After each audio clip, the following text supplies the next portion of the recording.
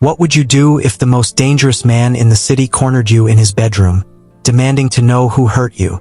What if his hand was inches from your face, and you could see murder in his eyes? And what if you knew that telling him the truth would start a war you couldn't control? For Sienna Matthews, that moment came on a regular Thursday afternoon. She was folding sheets in Dante Choi's penthouse when she felt him behind her. She hadn't heard him come in. She never did. But she felt the shift in the air, the weight of his presence, the danger that followed him like cologne. Turn around. His voice was quiet, calm, the kind of calm that comes before violence. Sienna's hands froze on the white cotton. Her heart hammered against her ribs. She'd been so careful with the makeup. Foundation, concealer, powder.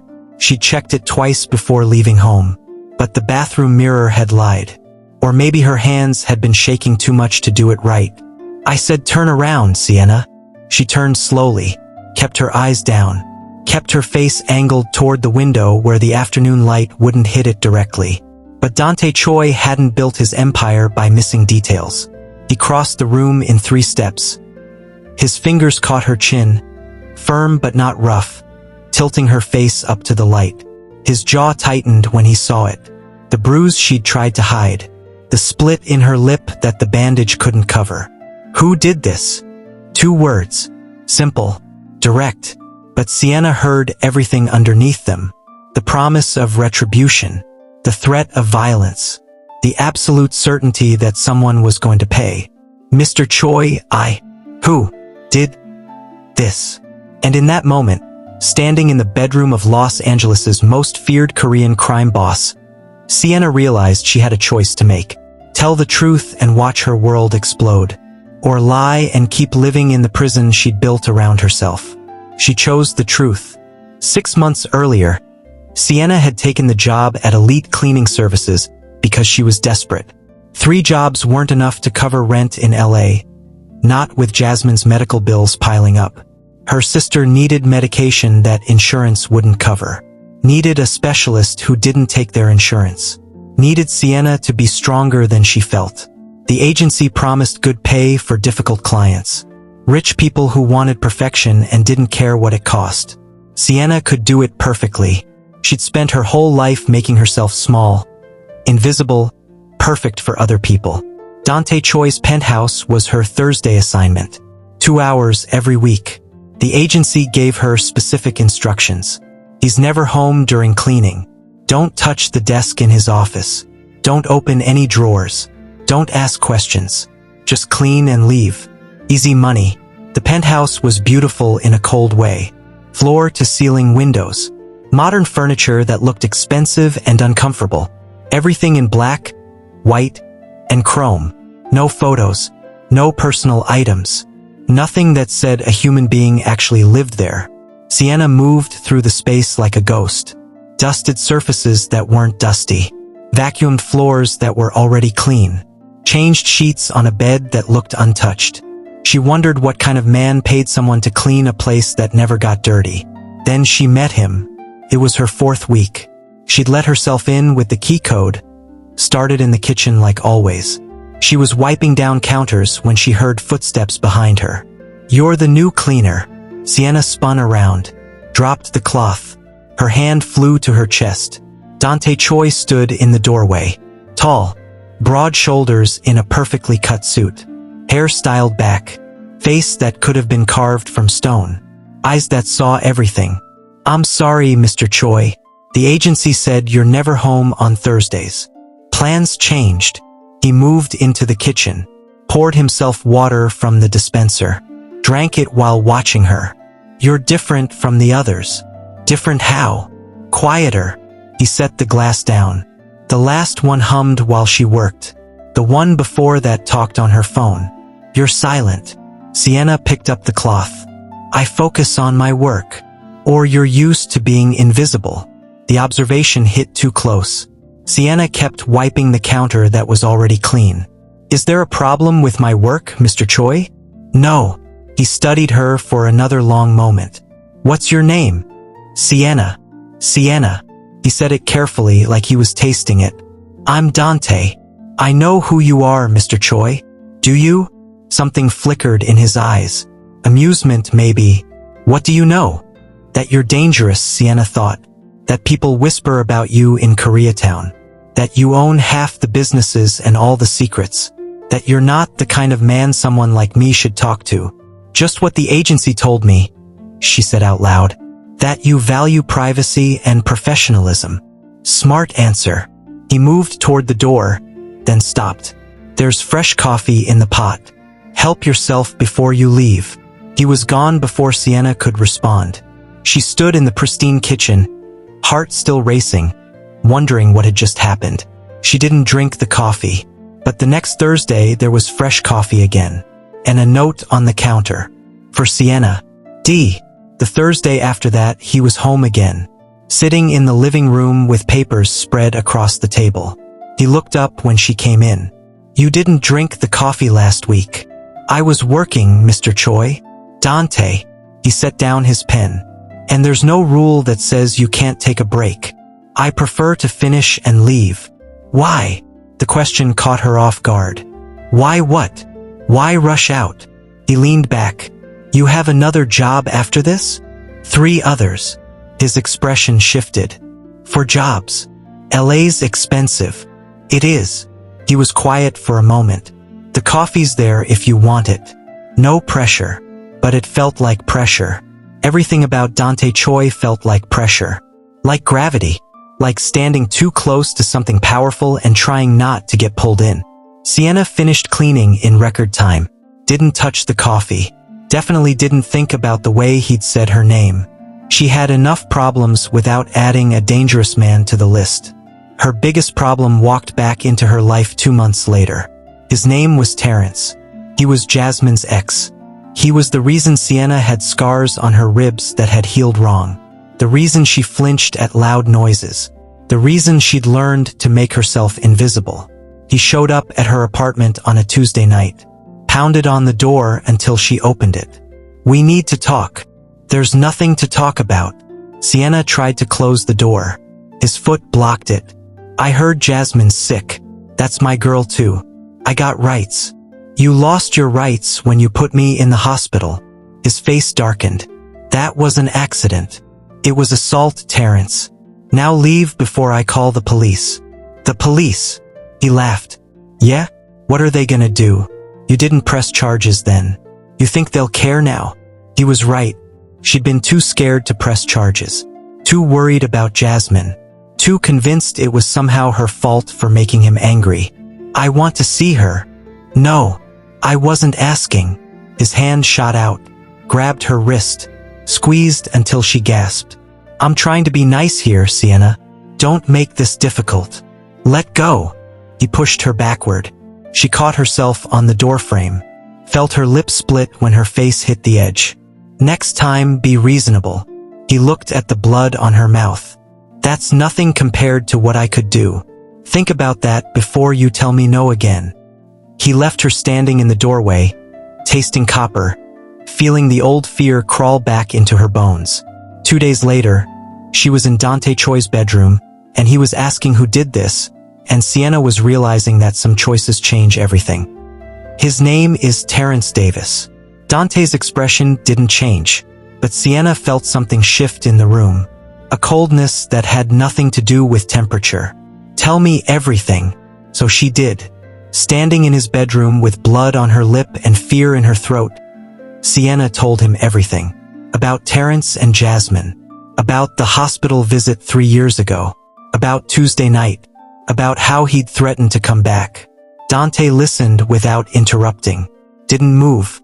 Didn't blink. Just listened with that same terrible calm. When she finished, he pulled out his phone. Spoke in rapid Korean. Hung up. Looked at her. It's handled. What's handled? Terrence Davis won't bother you again. Sienna's stomach dropped. What did you do? Nothing yet. He moved closer. But I will. Unless you tell me not to. I'm telling you not to. Why? Because... She struggled for words. Because I don't want that. Violence. Revenge. Whatever you're planning. I'm planning to make sure you're safe. By hurting him? By making him understand what happens when he touches what's mine. The words hung between them. What's mine? I'm not yours, Mr. Choi. Aren't you? He tilted his head. You're in my home every week. You drink the coffee I leave for you. I don't drink the coffee. You started 3 weeks ago. His lips curved slightly. You think I don't notice? I notice everything about you, Sienna. The way you fold the sheets. The way you organize my books by color instead of alphabetically. The way you hum under your breath when you think no one's listening. Heat flooded her face. You're never supposed to be home. I changed my schedule. He said it simply. 6 weeks ago. Started coming home on Thursdays. Why? Because I wanted to see you. The admission hit her like a physical thing. Sienna stepped back. This is wrong. Why? Because you're you. And you're what? He followed her step. My employee? Someone beneath me? Someone who should stay in her place. I didn't say that. You didn't have to. His hand lifted toward her face. Stopped inches away. Can I? The question surprised her. This dangerous man asking permission. Sienna nodded. His fingers touched her chin. Gentle. So gentle it made her chest ache. He turned her face toward the light. Studied the bruise. The split lip. Something dark crossed his features. I'm going to ask you one more time. Tell me not to handle this. Tell me to let it go. And I will. She should tell him that. Should keep her life simple. Should not get involved with a man like Dante Choi. But Terrence's words echoed in her head. That's nothing compared to what I could do. I don't want him dead, she whispered. He won't be dead. Dante's thumb brushed her cheek. But he'll wish he was. Dante. He put his hands on you. Threatened you. Do you think he'll stop? Men like him never stop until someone makes them. You don't know him. I know his type. His voice went hard. I've dealt with his type 1,000 times. And I'm telling you, if I don't handle this, he'll come back. He'll hurt you worse. And next time you might not walk away. Sienna knew he was right. Hated that he was right.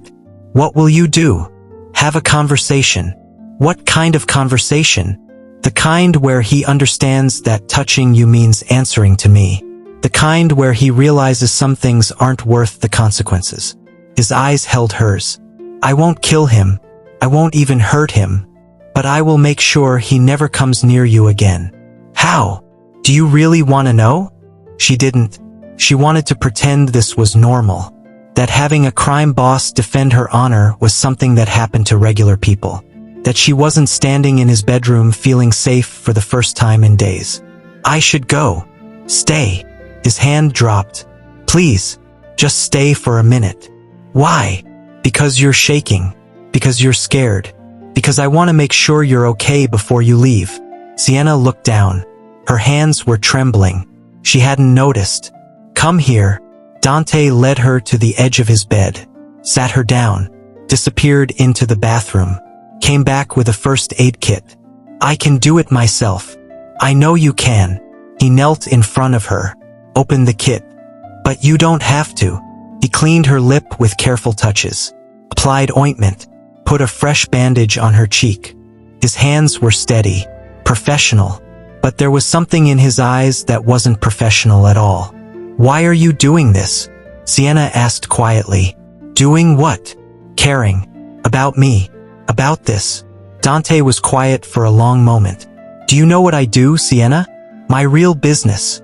I've heard things. I control territory. Businesses. Money. Power. He met her eyes. I've built an empire on fear and violence. I've done things that would make you run from this room. But when you're here, cleaning my home, humming under your breath, making everything. He paused. Making everything feel less empty. I don't feel like that person. I feel human again. I'm just your maid. You're not just anything. His hand covered hers.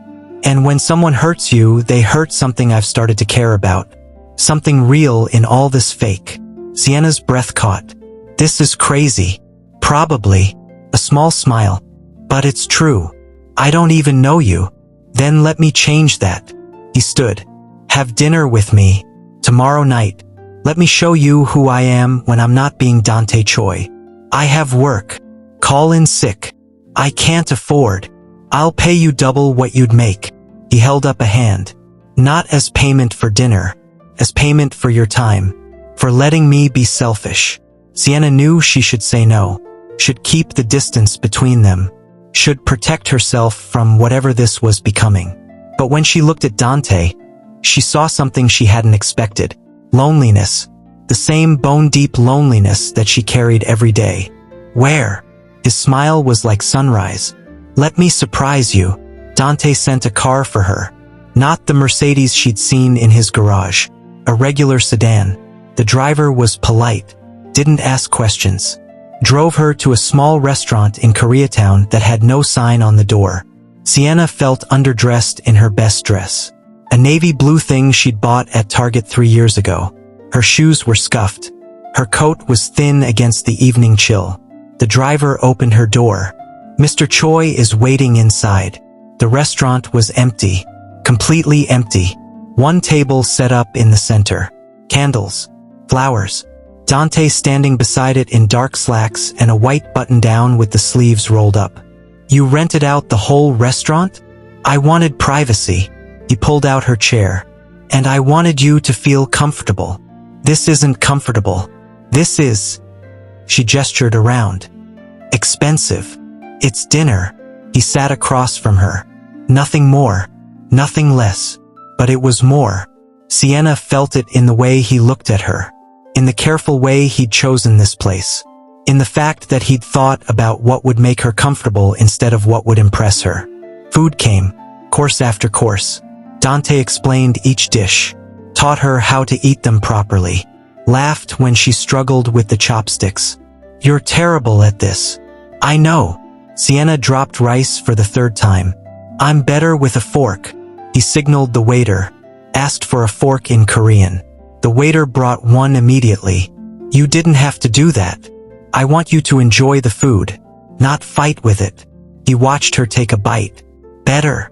Much. She smiled. Thank you. They talked. Really talked. Dante told her about growing up in Seoul. About his grandmother who raised him.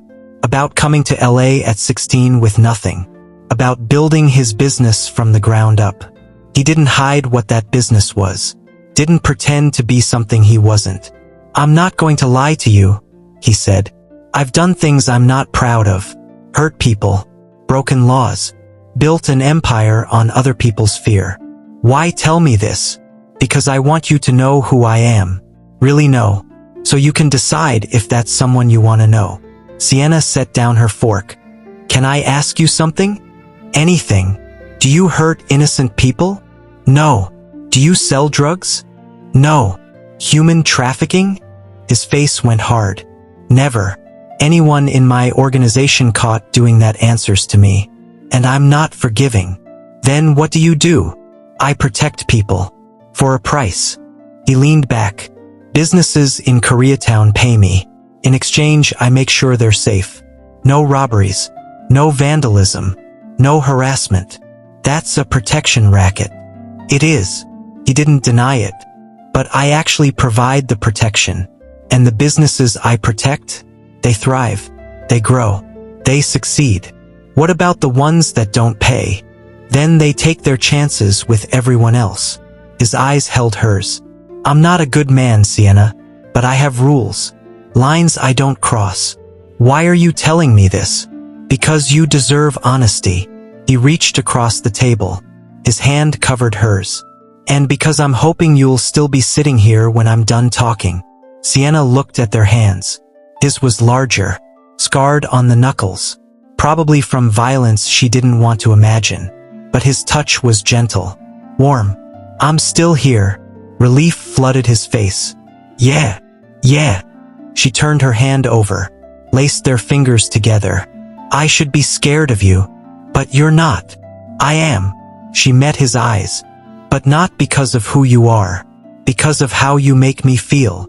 How do I make you feel? Seen. The word came out barely above a whisper. Like I matter. Like I'm not just invisible. Dante's grip tightened. You matter. More than you know. They finished dinner slowly.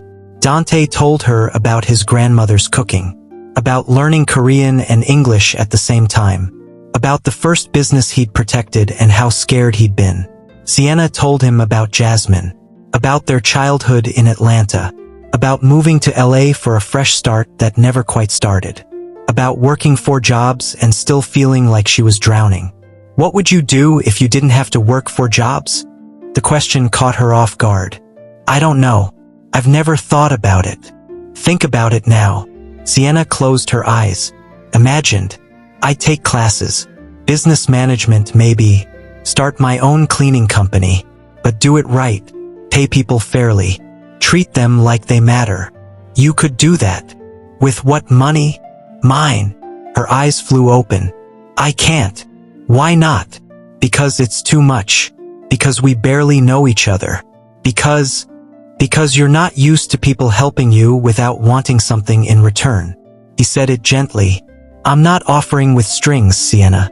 I'm offering because I believe in you. You don't know me well enough to believe in me.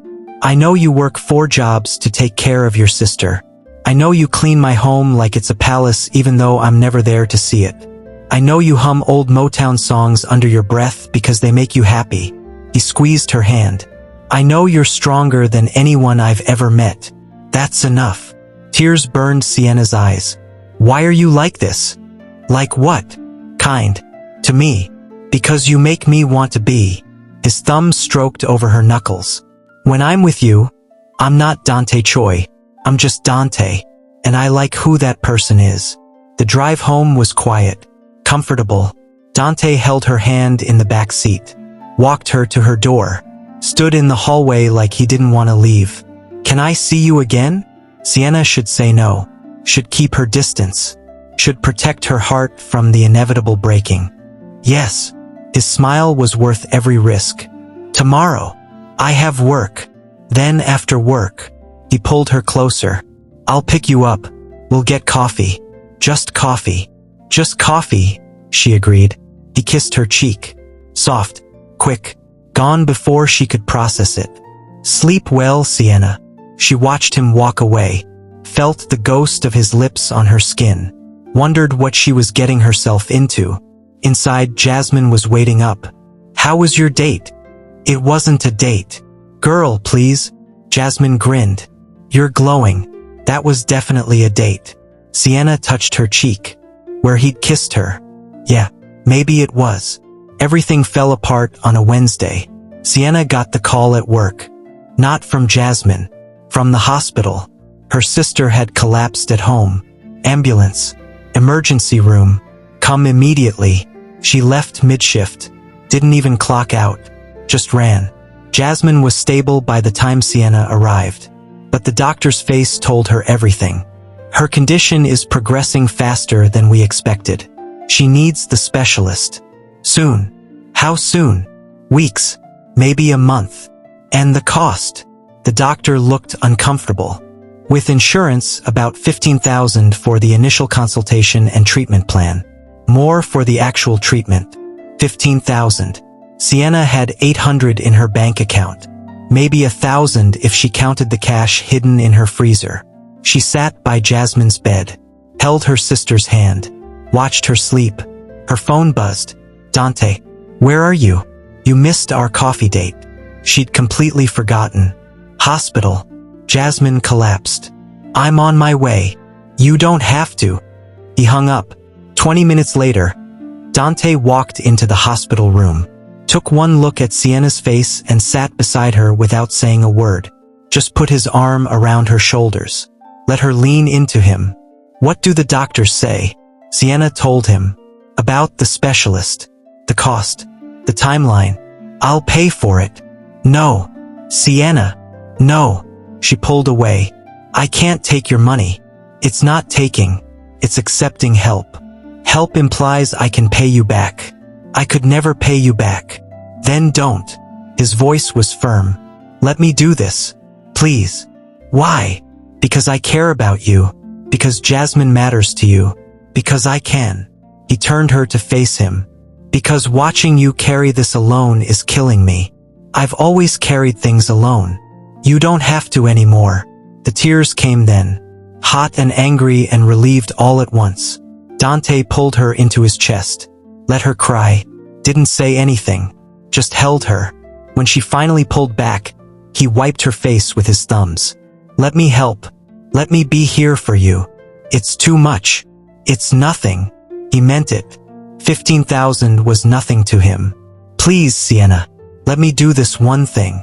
She should refuse, should keep her pride intact, should not owe this man anything. But Jasmine was dying, and pride didn't pay for specialists. Okay. Relief flooded his face.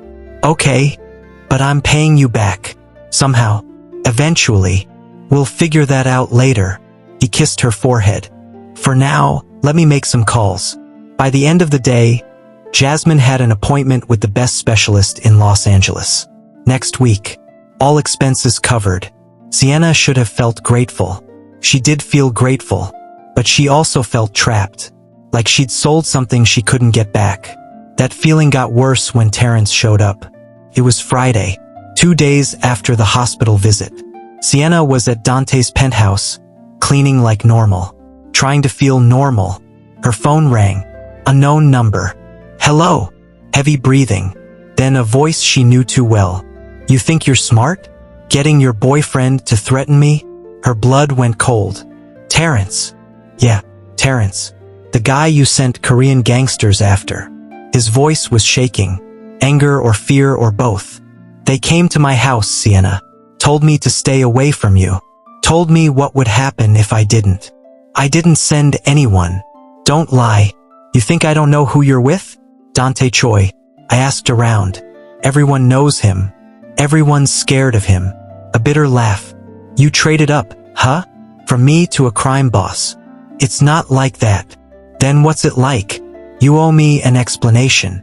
I don't owe you anything. You owe me everything. He was yelling now. I loved you. I wanted to marry you. But you chose your sister over me. Over us. You put me in the hospital. That was an accident. You grabbed my wrist 2 weeks ago. Was that an accident too? Silence. Then, quietly, I want to see Jasmine. No. She's in the hospital. I have a right. You have no rights. I'm her father. You're nothing to her. Sienna's voice shook. You left before she was born. You don't get to come back now because you feel guilty. This isn't over. Yes, it is. She hung up. Her hands were shaking. Dante appeared in the doorway. She hadn't heard him come in. Who was that? No one. Don't lie to me. He crossed the room. Who was on the phone? Terrence. His expression went dark. What did he say? That your people threatened him. That he's not done. She looked up at Dante. What did you do? I had a conversation with him. Like I said I would. What kind of conversation? The kind where I made it clear what happens if he contacts you again. And now he's angry, and scared, and unpredictable. Sienna stood. You made it worse. I made you safe. Did you? She laughed without humor. Because that didn't sound like a man who's going to leave me alone. That sounded like a man planning something. Then I'll handle it. Stop handling things. The words exploded out of her. Stop fixing my problems. Stop throwing money around. Stop making decisions about my life without asking me. Dante stepped back like she'd slapped him. I'm trying to help. I didn't ask for help. I didn't ask for any of this. She gestured between them. This thing we're doing is too much. Too fast. Too complicated. What are you saying? I'm saying I need space. Time to think. She grabbed her cleaning supplies. I can't do this right now. Sienna, wait. I'll finish out my notice with the agency. 2 weeks. Then I'm done. She headed for the door. This was a mistake. Don't do this. She stopped. Didn't turn around. I have to. Before I lose myself completely. She left him standing in his empty penthouse. Left before she could change her mind. Left before she could see the pain on his face. Outside, in the elevator, Sienna let herself cry. She'd done the right thing. She knew she had. So why did it feel like the worst mistake of her life? Sienna made it 3 days. 3 days of not seeing Dante. not talking to him, not letting herself think about the way he'd held her at the hospital, the way he'd looked at her over dinner, the way he'd made her feel like she mattered. 3 days of Jasmine asking why Mr. Choi hadn't visited, of cleaning houses that weren't his, of going through motions and feeling empty. 3 days of telling herself she'd made the right choice. Then Terrence showed up at Jasmine's school. The principal called Sienna at work. "Miss Matthews, there's been an incident. A man claiming to be Jasmine's father tried to pick her up. We didn't release her, but he became aggressive. The police are here now." Sienna's world stopped. "Is she okay?" "She's fine. Scared but fine. Can you come get her?" She was in her car before the principal finished talking. Drove too fast. Didn't care. At the school, Jasmine was in the principal's office. Eyes red. Face pale. She ran to Sienna when she saw her. "He said he was my dad. He said he had rights. You're okay. You're safe." Sienna held her tight. "He's never coming near you again." "Ma'am." A police officer approached. "We'd like to ask you some questions about Terrence Davis." Sienna told them everything. About the hospital visit 3 years ago that she'd never reported. About him showing up at her apartment. About the phone call. About today. "We can file a restraining order, but it'll take a few days to process. In the meantime, I'd suggest staying somewhere he doesn't know about. Do you have family? Friends?" She had no one. No family in LA.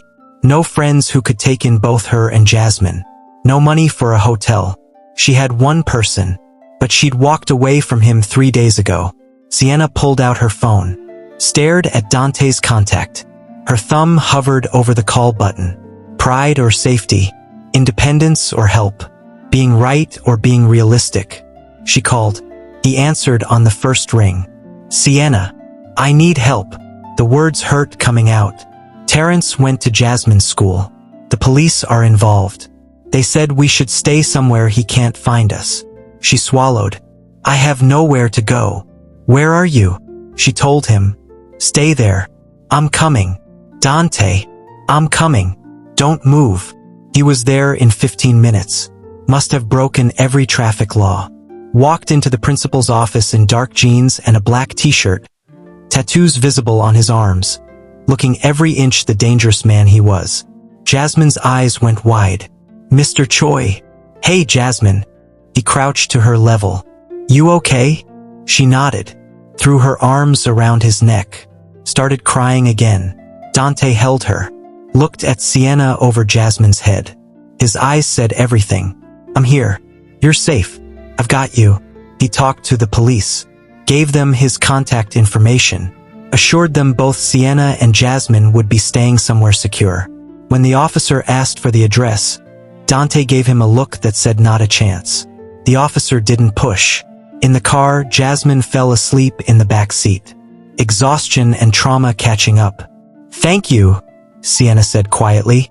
"Don't thank me." Dante's hands were tight on the steering wheel. "I should have handled Terrence permanently the first time." "What does that mean?" "It means he's not going to be a problem anymore." "Dante, I'm not killing him." He glanced at her.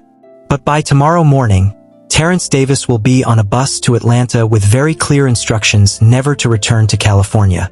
And if he ever tries to contact either of you again, he knows what happens. You can't just." "I can. And I did." His voice was firm. "You can be angry at me later. Right now, you need to be safe.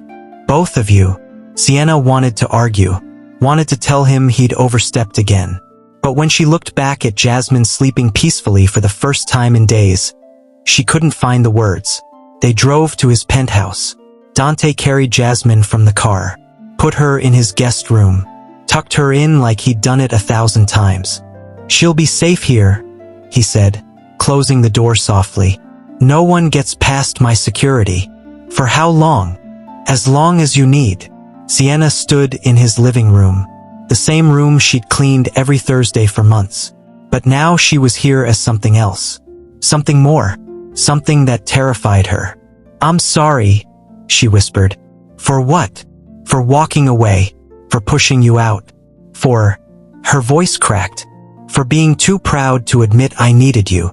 Dante crossed to her, pulled her into his arms. You have nothing to apologize for. I said this was a mistake. Was it? She looked up at him, at this man who'd dropped everything to help her, who'd protected her sister, who'd made her feel safe when she'd forgotten what safe felt like. No, it wasn't a mistake. She touched his face. You weren't a mistake. He kissed her then, soft at first, testing, then deeper when she pressed closer. His hands cupped her face, her fingers fisted in his shirt. They broke apart, breathing hard. I love you, Dante said. Simple, direct. I know it's fast. I know we're still figuring this out. But I love you, Sienna. And I'm not going anywhere. I love you too. The words felt like jumping off a cliff. Even though you're controlling and overprotective and you solve problems by threatening people. I'll work on that. Will you? Probably not. A small smile. But I'll try. For you. She laughed despite everything. That's not very reassuring. It's honest. He pulled her closer. I'm going to mess up. I'm going to overstep. I'm going to want to fix everything for you because that's who I am. But I'll try to ask first. Try to let you handle things your way. And when you can't, then you'll call me on it. Like you did 3 days ago. And I'll listen. He pressed his forehead to hers. Because losing you was worse than being wrong. They stood like that for a long moment. Just breathing. Just being. What happens now? Sienna asked. Now you and Jasmine stay here until the restraining order is processed. Until you feel safe. He stroked her back. And then we figure out what this is. Together. What do you want it to be? Everything. His voice was rough. I want you here every day. Not just Thursdays. I want Jasmine to have her own room. I want to wake up next to you. I want to build something real. That's fast. I know. People will talk. About us. About our differences. Let them talk. He tilted her face up. You're black. I'm Korean. You were my maid. I'm a crime boss. None of that matters to me. What matters is how I feel when you're in the room. Like I can breathe for the first time in years. Tears burned her eyes. What if I'm not ready for everything? Then we go slow. At your pace. He kissed her forehead. I'm not going anywhere, Sienna. Take all the time you need. I need to be able to take care of myself. To not feel like I owe you. You don't owe me anything. The specialist. For Jasmine. That's $15,000. That's not a debt. That's a gift. I need to pay it back. Even if it takes years. I need to know I can. She met his eyes. Can you understand that? I can. He thought for a moment. What if you worked for me? Not cleaning. Running the legitimate side of my business. The restaurants. The properties. I need someone I trust. Someone smart and capable. Is that charity? It's a job offer. With a real salary. Benefits. The works. He smiled. And if you want to pay me back from that salary, you can. Even though I think it's ridiculous. What's the salary? He named a number that made her dizzy. More than all 4 of her current jobs combined. That's too much. That's what the position pays. Take it or leave it. Sienna studied his face. Looking for pity. For charity. For anything that said this wasn't real. She found only honesty. And love. And hope. I'll take it. On one condition. Name it. I do it my way. You don't interfere. You don't fix my problems. You let me succeed or fail on my own. Deal. He held out his hand. Partners. She shook it. Partners. He pulled her in by their clasped hands. Kissed her until she forgot why she'd ever walked away.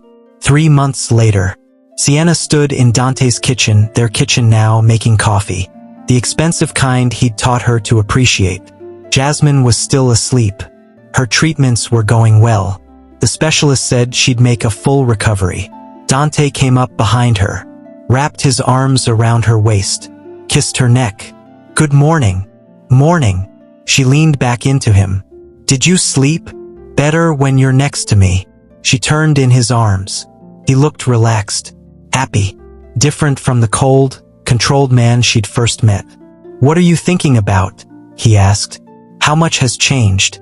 How scared I was that first day you noticed the bandage." "I'm glad I noticed."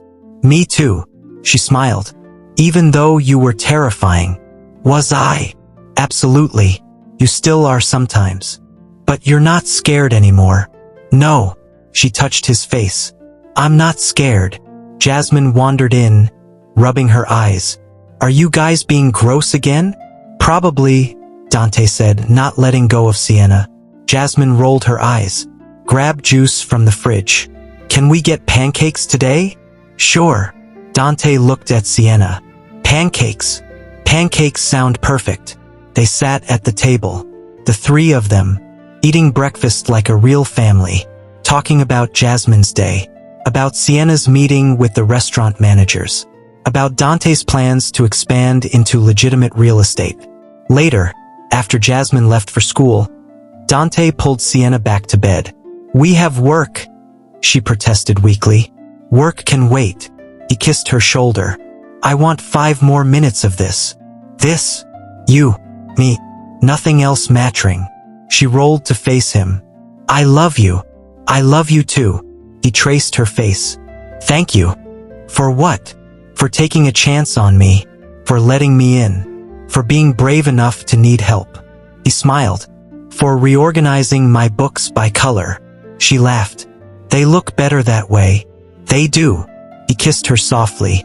"Everything looks better since you stopped being invisible." "I was never invisible to you." "No." His eyes held hers. "You were the only thing I could see." And in that moment, wrapped in the arms of the man who'd seen her when she'd forgotten how to see herself, Sienna Matthews knew she was exactly where she belonged. The dangerous man with the gentle hands. The crime boss with the soft heart. The one person who'd looked past the maid's uniform and seen the woman underneath. She'd come to clean his house. Instead, he'd cleaned the fear from her heart. And that was worth every risk she'd taken. If you enjoyed this story, drop a like and share it with someone who loves a good romance. What other stories do you want to hear? Let me know in the comments. And don't forget, tell me what time it is where you are right now. I love seeing my global audience. Until next time, keep believing in love that sees you for who you really are.